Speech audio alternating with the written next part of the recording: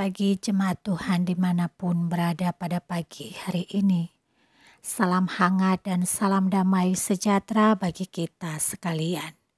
Firman Tuhan kembali menyapa kita di pagi hari ini yang terambil dari Galatia pasal 3 ayat 5-7 berkata demikian.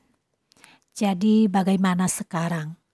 Apakah Ia yang menganugerahkan roh kepada kamu dengan berlimpah-limpah dan yang melakukan mukjizat di antara kamu, berbuat demikian karena kamu melakukan hukum Taurat atau karena kamu percaya kepada pemberitaan Injil?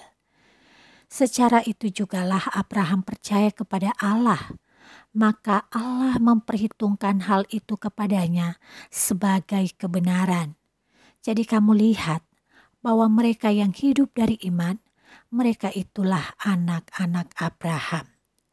Saudara yang terkasih, akan menjadi sebuah lelucon jika seorang tukang kayu mau memotong batang pohon sementara lupa menyalakan mesinnya. Tentu bisa terbayang yang akan terjadi. Pekerjaan semacam itu tidak efektif dan hanya membuang waktu, tenaga tanpa menghasilkan hal-hal yang berguna. Saudara yang terkasih, ada kalanya kita berada dalam posisi yang sama. Di satu sisi kita begitu meyakini bahwa sebagai orang Kristiani, kita diberikan penolong yaitu Roh Kudus untuk memampukan kita melakukan banyak hal dan mengarahkan kita untuk hidup dalam iman percaya kepada Kristus. Bisa disebut Roh Kudus adalah mesin yang memberikan kekuatan dalam diri kita untuk melakukan pekerjaan yang berkenan di hadapan Allah. Sayangnya kita sering frustasi untuk melakukan pekerjaan yang berkenan di hadapan Allah.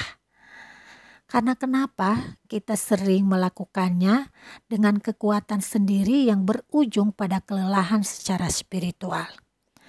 Hal itu kita lakukan bukan lagi berdasarkan kekuatan Allah. Akibatnya kita gagal menimba kekuatan Roh Kudus yang tinggal di dalam diri kita. Padahal kehadirannya dapat menjadi nyata dan penuh kuasa jika kita menyandarkan diri sepenuh-penuhnya kepadanya. Saudara, saat kita mengedepankan kuasa Roh Kudus untuk menolong dan mengerjakan kehendak Allah, kuasa itu pun mendapat keleluasaan bekerja dalam diri kita. Hasil kerja Roh Kudus bagi kita adalah memampukan kita bekerja dengan iman dan bukan dengan perasaan.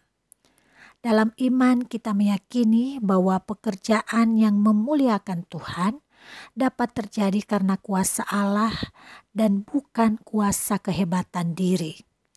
Kekuatan yang bersumber dari kuasa Tuhan itu memberikan keberanian untuk melangkah, meskipun hal-hal yang kita kerjakan menempuh jalan yang sulit, diperhadapkan dengan tantangan, atau berada dalam medan yang tidak mengenakan secara manusia. Keberanian yang kita lakukan adalah keberanian yang bersumber dari Allah dan tentunya untuk memuliakan Allah. Itulah kekuatan kita. Ketika Roh Kudus menghidupkan semangat dan membangkitkan keberanian untuk melakukan hal yang terpuji dengan berpusat pada Kristus. Keberanian yang demikian tentu bukan hanya semangat tanpa pertimbangan. Keberanian yang dikerjakan oleh Roh Kudus melibatkan akal sehat dan tentu pikiran yang jernih dengan mengedepankan kuasa Allah.